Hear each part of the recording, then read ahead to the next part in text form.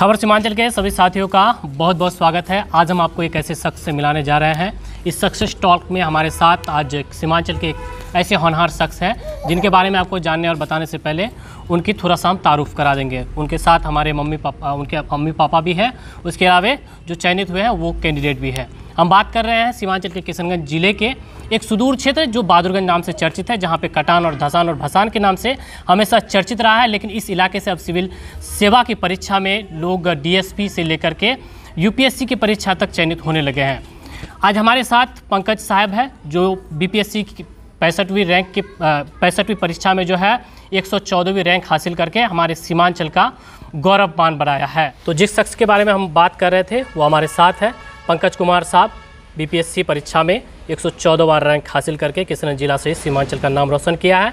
सीमांचल के दो ऐसे शख्स और हैं जो यूपीएससी का भी परीक्षा क्रैक करके यहाँ का गौरव बढ़ाया है। आपको बता दें कि हाल ही में सुर्खियों में रहे पंकज कुमार से आज हमारी मुलाकात हुई है। इन्हीं से जानेंगे इनकी सक्सेस की स्टोरी, क्या कुछ फेलियर रहा और क्या कुछ इनको चुनौतियों का सामना करना पड़ा। बहुत स्वागत है खबर सीमांचल परिवार की तरफ से आपका। बहुत बहुत शुक्रिया खबर सीमांचल का, मुझे मौका दिया इस प्लेटफॉर्म पर आने का और अपनी बात को रखने का, ताकि सीमांचल वासी भी इस चीज़ को जान सके कि यह परीक्षा कैसे होती है और किस तरीके से इस परीक्षा को निकाल सकते हैं। और अब सीमांचल के बच्चे भी सिविल सेवा में जब आगे बढ़ रहे हैं, पहले डॉक्टर और इंजीनियर लोगों का लक्ष्य हुआ करता था, लेकिन पिछले 2-3 साल के परिणाम जो निकले हैं, तो आशा तो यही करता हूँ कि और बच्चे भी यहाँ से। चलिए हम लोग डिटेल इंटरव्यू में जाएंगे, क्योंकि ग्रामीण परिवेश से रह रहे हैं, सुदूर इलाके से बिलोंग करते हैं और इस सुदूर इलाके से रहकर भी सिविल सेवा पास करना इनके लिए कितना बड़ा चुनौती रहा है।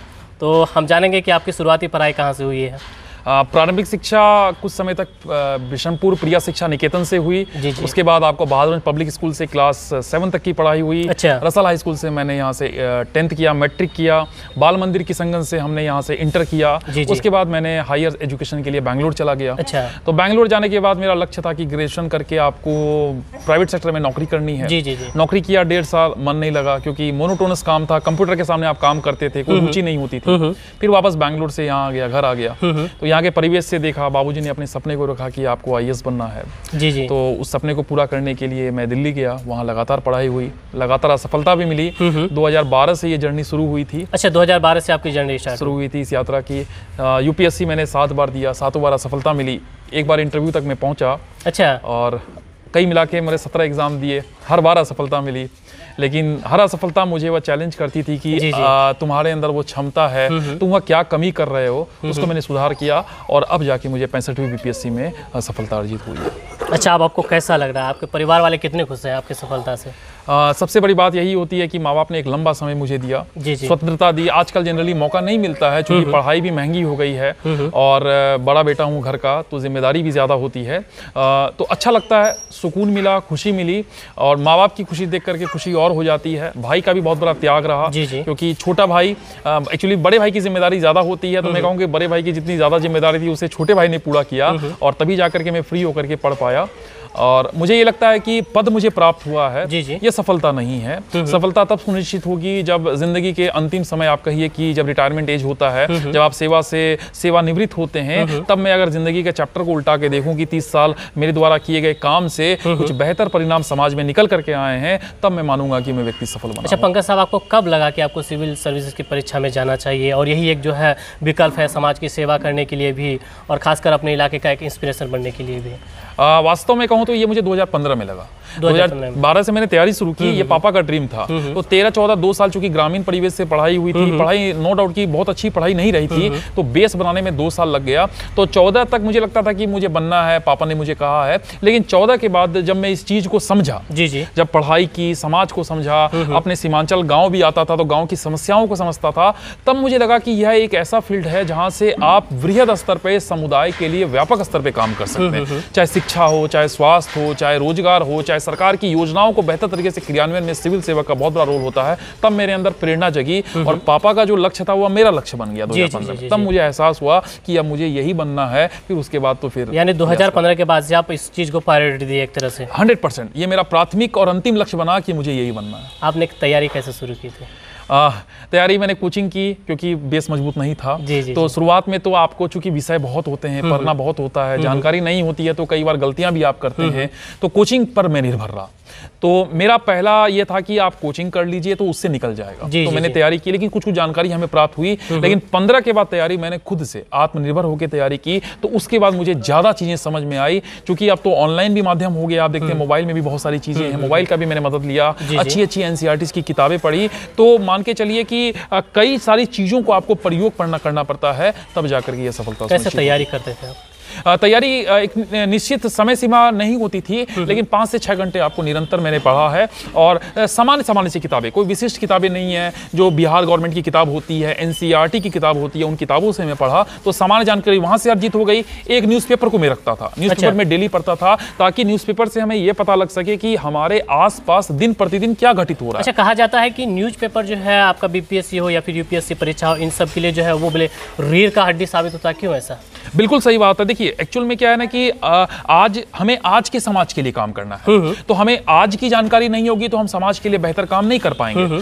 हो सकता है कि 1990 में समाज की समस्याएं अलग थी और आज की समस्याएं अलग है, और अगर आज के बारे में जानकारी होगा तो उस चीज को जब हम क्रियान्वयन करेंगे, समाज को समझने का नजरिया होगा, वो बेहतर होगा। तो न्यूज़पेपर वही हमारे नजरिए को वास्तविक करता है। हमने NCERT पढ़ ली, तो वहां से हमको एक पता चल गया कि चीजें कैसे चलती है, और हमने न्यूज़पेपर से ये पता लग गया कि वास्तविकता क्या है। और जब दोनों मैच कर जाती है तो आपका ऑब्जर्वेशन जो होता है वो वास्तविक हो जाता है। तो न्यूज़पेपर मुझे लगता है कि नॉलेज के दायरे को भी बढ़ाती है, आपके अप्रोच को भी बढ़ाती है, और आपके सामने यथार्थ तस्वीर को भी रखती है। और चूंकि UPSC और BPSC की जब आप परीक्षा देते हैं, चूंकि यह समाज के सबसे बड़े पद के लिए परीक्षा है, तो आपको समाज की वास्तविकता की परख होनी चाहिए। तो न्यूज़पेपर इसमें बहुत। कितने घंटे पढ़ाई करते थे आप? घंटे तो मैं नहीं कहूँगा, लेकिन 5 से 6 घंटे मैं निरंतर पढ़ता था।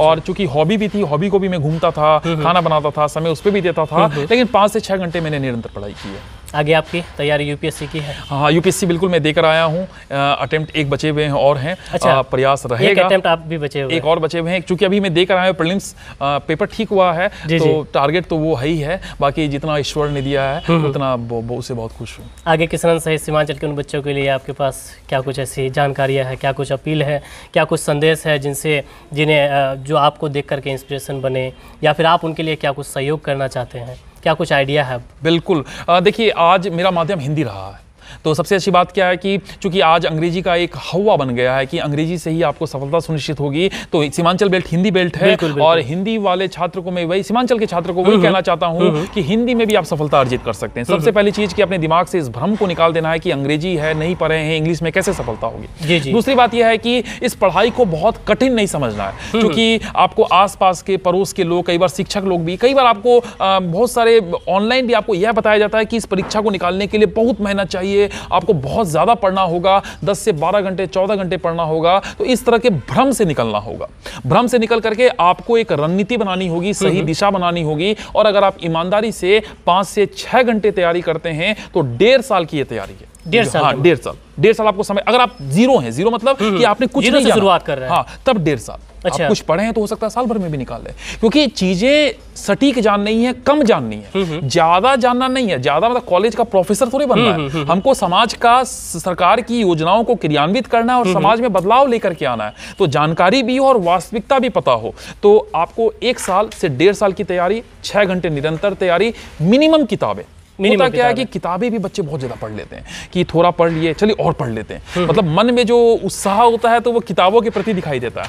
और एक और समस्या है कि ऑनलाइन, मैं बच्चों को और कहना चाहूंगा कि ये जो ऑनलाइन है ना, ये तैयारी भटका भी रही है। क्योंकि आप कोई वीडियो देखते हैं, कोई आप और देखते हैं, क्योंकि आपके सामने वीडियो की श्रृंखला आती है। और ऑनलाइन में चूंकि देखने में आपको मेहनत नहीं होती है, टीचर पढ़ा रहे हैं तो आपको सुनने में अच्छा लग रहा है, तो आप ज्यादा से ज्यादा वीडियो देख लेते हैं, रिविजन करते नहीं है।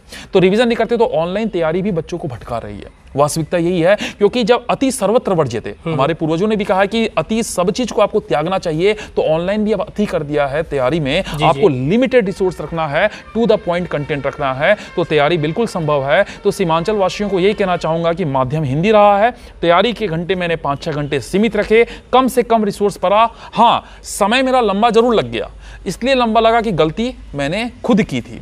तो तैयारी का एकदम शॉर्टकट फॉर्मूला होता है स्मार्ट रणनीति। अच्छा, आपने सुना होगा एक हार्ड वर्क होता है, एक स्मार्ट वर्क होता है। तो तैयारी हार्ड वर्क से कहाँ शिफ्ट करना होगा? Smart work. और स्मार्ट वर्क को आप एक्सप्लेन कीजिएगा तो SMART, एस से सिंपल। तैयारी को क्या बनाना है? सिंपल, सरल बनाना है, हमें जटिल नहीं बनाना है। जैसे अगर हम राजनीति विज्ञान पढ़ रहे हैं तो हम पढ़े कि चुनाव कैसे होता है, हमारे जो चुने गए प्रतिनिधि हैं क्या काम करते हैं, और आज क्या समस्या है, संसद क्या काम करे, बेसिक चीजें जाननी है, उसी से सवाल आते हैं। हमें लगता है कि बहुत जाननी है, लेकिन बहुत नहीं जाननी है, सरल जानना है। और सरल आपको कहां मिलेगा? NCERT की किताबों में, बिहार गवर्नमेंट की किताबों में। और किताब कौन सी? 8, 9 और 10 की किताबों में। कोई बड़ी बड़ी किताब नहीं चाहिए। एक्चुअल में हम छोटी चीजों को कई बार छोड़ देते हैं, सोचते हैं कि ये आसान है, आसान से नहीं पूछेगा, जबकि सवाल आसान से ही आते हैं और हम बड़ी बड़ी चीजें पढ़ने का प्रयास करते हैं। तो S से सिंपल हुआ, तैयारी को क्या बनाना है? सरल बनाना है। M से मेजरेबल। मेजरेबल का मतलब क्या होता है कि जैसे हम नाप सके अपनी तैयारी को। जैसे हमने सिलेबस को देखा और सिलेबस में नाप लिया कि हमारी तैयारी 10% हुई, 20% हुई, 30% हुई। आपको पता होगा कि इतना पढ़ना है, फिर आपने टुकड़ों में डिवाइड कर लिया। इससे पता लगता है कि हमने तैयारी 100% की है या नहीं की है। कई बार मेजरेबल नहीं कर पाते हैं, तो आपकी तैयारी मेजरेबल होना बहुत जरूरी है। तैयारी का पता होना चाहिए कि आपने कितना % पढ़ लिया, कितना बाकी है, कितना और पढ़ना है। क्योंकि जब एग्जामिनेशन टाइम होता है तब उस समय जो 1 महीना होता है तो बहुत क्रूशियल टाइम होता है, रिवीजन भी करना होता है। तो आप इधर से अगर मेजरेबल करके तैयारी किए गए तो उस समय इसका फायदा बहुत मिलता है। तीसरा होता है ए से एनालिसिस। कई बार क्या होता है कि हम पढ़ बहुत लेते हैं, अपने आप को जांचते नहीं। एनालिसिस करना बहुत जरूरी है। मेरे साथ यही समस्या रही कि मैंने कई बार एनालिसिस अपने आप को नहीं किया। एनालिसिस मतलब क्या होता है कि आप पढ़े तो क्वेश्चन आंसर के माध्यम से आप अपने आप को जांचने का प्रयास करेंगे ना, कि हम सटीक पढ़े या हमसे गलतियां कहां हो रही है। तो एनालिसिस करेंगे तो उसी से ए से एक्यूरेसी आती है। एक्यूरेसी मतलब कि सटीकता आती है, कि सटीकता मतलब कि आप तैयारी के प्रति अपनी सटीकता को बढ़ाते हैं। तो ए से एनालिसिस करना बहुत जरूरी है। इससे आपको यह पता लगता है कि कौन सा सेक्शन आपका मजबूत है और कौन सा सेक्शन कमजोर है। तो ये क्वेश्चन आंसर के माध्यम से होता है। इसलिए बोलते हैं कि टेस्ट सीरीज आपको ज्वाइन करना चाहिए, प्रीवियस ईयर क्वेश्चन पेपर को देखना चाहिए। तो ए हो गया। आर से रियलिटी। अपने साथ ईमानदार रहिए, बेईमानी करने की आवश्यकता नहीं है। कई बार मैं ऐसे देखता था कि लोग लाइब्रेरी में जाते थे, 8 घंटा समय दे रहे हैं, किताबों को उल्टा रहे हैं, बोले मैंने 8 घंटा पढ़ लिया, वास्तव में पढ़ाई आधे घंटे की नहीं हुई है। अच्छा, तो आपको लग रहा है कि आपने 8 घंटा समय दिया, खुद को भी आप सांत्वना दे रहे हैं कि आपने 8 घंटा पढ़ाई, वास्तविकता आधा घंटा नहीं। ईमानदार रहिए, क्योंकि ये लड़ाई आपसे है, बनना आपको है। आप अगर अभी ईमानदार नहीं है तो आगे क्या ईमानदारी निभाएंगे। तो पढ़ाई में ईमानदारी रखिए। 2 घंटा पढ़ा तो 2 घंटा ईमानदारी से पढ़िए। बिल्कुल। और कई बार क्या होता है कि हमने किताब खोल दी, अपने मोबाइल भी रख लिया, किताब भी चल रही है और मोबाइल भी चल रही है। ईमानदारी नहीं है ना, या तो मोबाइल चलाइए ईमानदारी से, किताब पढ़िए। काम एक कीजिए, ईमानदार रखिए, अपने साथ सत्य रखिए। किसी को दिखाने का कोई आवश्यकता नहीं है, क्योंकि ये लड़ाई आपकी खुद है। तो आर से रियल बनिए। और टी सबसे महत्वपूर्ण है, तनावपूर्ण, टेंशन फ्री रखिए। क्योंकि ये पढ़ाई में आपको बहुत सारी चीज़ें जाननी होती है। जब आप बहुत ज़्यादा पढ़ लेते हैं तो दिमाग में कई सारे प्रेशर, तनाव, क्योंकि समाज का प्रेशर भी होता है कि समाज के लोग आपको बार बार कहते हैं कि आप सिविल सेवक बन रहे हैं, आपके माँ बाप आपको बोलते हैं कि आप तैयारी कर रहे हैं, और आप जब फेल भी कई बार होते हैं, नहीं निकलता है, तो अपने ऊपर तनाव होता है, फिर रात में कई बार नींद भी नहीं होती है। तो इससे आप अपने शरीर को बीमार कर रहे हैं। अच्छा। क्या होगा कि आप सिविल सेवक बन जाए और उम्र आपकी कम हो जाए, ऐसा भी कोई फायदा नहीं है। तो तनाव मुक्त रहना बहुत जरूरी है। तो टेंशन फ्री रहने के लिए सबसे अच्छा उपाय है कि आप किसी हॉबीज को रख लीजिए। जैसे मुझे घूमना बहुत अच्छा लगता है और मुझे खाना बनाना बहुत अच्छा लगता है। मैंने 2 घंटा पढ़ लिया तो मैंने कुछ एक आइटम बना लिया। आजकल तो मोबाइल से भी आप बहुत कुछ सीख सकते हैं। तो बहुत अच्छा लगा, बनाया, सुगंध भी लगी, खा भी लिया, और मन किया तो मैं जैसे गाँव आता हूँ तो गाँव घूम लिया आधा घंटा, कुछ लोगों से मिल लिया, कुछ नई नई चीज़ें देख लिया। तो इससे क्या होता है ना कि आप खुश होते हैं, और जब खुश होते हैं तो आपका ऑटोमेटिकली तनाव क्या होता है, रिलीज हो जाता है। तो स्मार्ट तैयारी आपको करनी है। एस से सिंपल, M से मेजरेबल, A से एक्यूरेसी चाहिए, R से रियल रखिए, T से तनाव मुक्त रखिए। और अगर इस स्ट्रेटेजी से आप तैयारी करते हैं, और 2 चीजें और जोड़ दीजिए कि सिलेबस से बाहर नहीं जाना है। कई बार बच्चे सिलेबस ही नहीं देखते हैं, ये बहुत बड़ी समस्या। मतलब कि जैसे कि मैं कहूंगा कि अगर BPSC एग्जाम ले रहा है तो उसने सिलेबस को लिख दिया, जी, तो वो क्या है, सवाल तो उसी से पूछे जाएंगे ना। हम क्या करते हैं, हम दूसरों पर निर्भर रहते हैं कि हमें वो बताएगा कहां से सवाल आते हैं, तब हम तैयारी करेंगे, और हम खुद से सिलेबस को छोड़ देते हैं। आपको सबसे पहले सिलेबस, आपका बाइबल कहिए, आप कुरान कहिए, आप गीता कहिए, आपका सब कुछ वही है, क्योंकि सवाल उसी से निकल के आएंगे। तो सिलेबस तो सबसे इंपॉर्टेंट है। और प्रीवियस ईयर क्वेश्चन पेपर सवाल के नेचर को बताता है कि किस तरह से सवाल को आएंगे। अगर आप इस काम को करते हैं, मुझे लगता है कि सफलता बिल्कुल निश्चित है, क्योंकि इस तरीके को मैं बार बार करते करते जाना, तो मुझे पता लगा कि यह तरीका सबसे बेहतरीन है। चलिए चलते चलते लास्ट सवाल में यही पूछेंगे कि लगातार फेल्यूर, फिर भी मोटिवेशन कहाँ से मिला?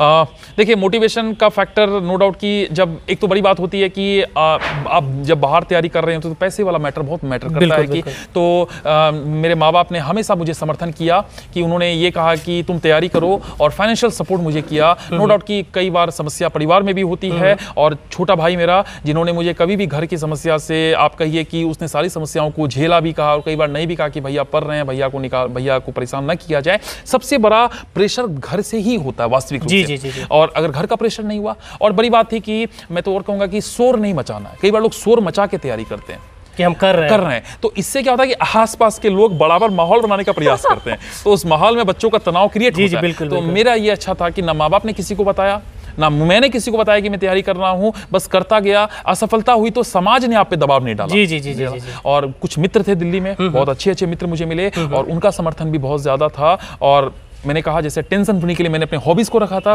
हॉबीज में मुझे अच्छा लगता था। और सबसे अच्छी बात क्या होती है ना कि सिविल सेवा की परीक्षा व्यक्तित्व का निर्माण करती है, आपके पर्सनैलिटी का डेवलपमेंट करती है। आप अपने बारे में जानते हैं। सबसे बड़ी बात क्या है कि हम बाहर तो जानते हैं लेकिन खुद को नहीं जानते। आप अंदर जानते हैं कि आपके अंदर क्या अच्छाई है, आपके अंदर क्या बुराई है, आपके लक्ष्य क्या हैं, आपको क्या करना है, आप जीवन में क्या आगे करना चाहते हैं। जब आप ये सब चीजें जानने का प्रयास करते हैं तो आपका विचार डेवलप होता है। तो ये तैयारी फेलियर के साथ साथ आपको बहुत कुछ सिखाता है। खुद को तराशने का बहुत बड़ा जरिया है। बस जब आप तराशते हैं तो तराशने में थोड़ा चोट भी लग जाए तो क्या दिक्कत है, और जितना चोट लगेगा आदमी उतना ही निखरता है। तो कुछ लाइन से मैं बताना चाहूंगा कि लाख दलदल हो पांव जमाए रखिए, लाख दलदल हो पांव जमाए रखिए, हाथ खाली भी हो हाथ ऊपर उठाए रखिए, हाथ खाली भी हो हाथ ऊपर उठाए रखिए। कौन कहता है कि छलनी में पानी रुक नहीं सकता, बर्फ बनने तक हौसला बनाए रखिए। अगर आपके अंदर इस तरह की प्रवृत्ति है तो कोई भी वैसी ताकत नहीं है कि वह आपको सफल होने से रोक दे। आप अगर सिविल सेवा की परीक्षा में रैंक नहीं भी ला पाए, यह तैयारी ऐसी है कि आपको बेहतर शिक्षक, बेहतर समाज सेवी और बेहतर आप पॉलिटिशियन भी बन सकते हैं। इस तैयारी का नॉलेज जो है, क्योंकि ज्ञान सब कुछ है, बिल्कुल ज्ञान के अलावा कुछ नहीं है। और सीमांचल वासी को मैं एक बात और कहना चाहूंगा, मैं यहीं बहादुरगंज LRP चौक में रहता हूं। मैं ये चाहता हूं कि अगर मैं सफल हुआ तो मैं ये चाहता हूं कि मेरी सफलता तब पूर्ण होगी क्योंकि 9 समय लंबा समय रहा, कई बार फेलियर से रहा, तो मैं उस तरीके को जानता हूं कि किस तरीके से सफल नहीं हुआ जा सकता। देखिए, सबसे बड़ी बात क्या होता है कि सिविल सेवा परीक्षा के लिए क्या फाइनेंशियली स्ट्रांग होना जरूरी है? सबसे ज्यादा जरूरी है विल पावर। अगर आप फाइनेंशियली स्ट्रांग नहीं भी हैं, आप 1 साल तैयारी अगर इसकी कर लिए 6 महीना ना, तो आप किसी कोचिंग संस्था में पढ़ा लीजिए, कोई काम कर लीजिए 3-4 घंटा, आपको फाइनेंशियल सपोर्ट हो गया और वही काम को आप कर रहे हैं और वो पढ़ भी रहे हैं, तो मोटा-मोटी आपके लिए काम क्या हो जाता है, आसान हो जाता है। अच्छा। 5-6 महीने आप तैयारी ईमानदारी से करेंगे तो कुछ आपको मिल जाएगा। और आप कोचिंग आप अगर वैसा लगता है और घर बैठे भी आज के दिन में मोबाइल है, तो मैं सीमांचल वासियों को ये कहना चाहूंगा कि चूंकि मेरे पास 9 साल के अनुभव में मैंने यह सीखा कि इस तरीके से सफलता हासिल नहीं की जा सकती है, तो मैं आपको उस तरीके को बताना चाहता हूं कि किस तरीके से सफलता हासिल नहीं हो सकती है। जब आप तैयारी कर रहे होते हैं तो सबसे पहले हमको यही पता होना चाहिए, तब आपको यह पता लग जाएगा कि कैसे सफल हो सकते हैं। बच्चे यह जानने का प्रयास करते हैं कि कैसे सफल होना है, मैं ये कहता हूं कि पहले यह जाने कि कैसे सफल नहीं होना है, तब आपके पास आसानी से पता लग जाएगा। तो मैं LRP चौक पे रहता हूं, मैं यही कहना चाहता हूं कि बच्चे आए, जो भी सीमांचल वासी बच्चे जो सिविल सेवा में जाना चाहते हैं वह खबर सीमांचल के माध्यम से मुझसे जुड़ भी सकते हैं। और मैं इस क्षेत्र के लोग और भी बच्चे आगे निकले, 10-20 परिणाम हर साल यहां से आए, तभी सीमांचल का भी नाम होगा, सीमांचल क्षेत्र का विकास होगा। और यहां से जब तक पदाधिकारी, क्योंकि यहां के बच्चों में क्षमताएं बहुत है। बिल्कुल। मैं स्कूल जाता हूं और बच्चों से बातचीत करता हूं तो उनकी क्षमताओं को देख करके मुझे ताज्जुब होता है, क्योंकि उस समय मैं ऐसा नहीं था, हम लोग को उसके सामने कुछ भी नहीं। बिल्कुल। तो जब आपके अंदर क्षमता तो उसको खाली तराश देना, तराशी का तो आगे नहीं जाएगा। तो उसी को प्रयास करना चाहता हूं कि बच्चे जुड़े। आगे आपका मोटिव यही है, क्योंकि मैं अपने आप को सफल तभी मानूंगा कि जब मैंने आपको उन लोगों की सफलता में अपना योगदान दिया, क्योंकि बच्चे सफल खुद अपनी मेहनत से होते हैं, बाकी पीछे वाले पुश फैक्टर जो होते हैं रास्ता, मैं प्रयास करूंगा। और साथ साथ 20-25 सालों में समाज के लिए काम करना चाहता हूं और समाज को बहुत कुछ देना चाहता हूं। इसी इच्छा के साथ सिविल सेवा के पथ को मैंने चुना है। चलिए, बहुत बहुत शुक्रिया सर आपका। बहुत बहुत शुक्रिया।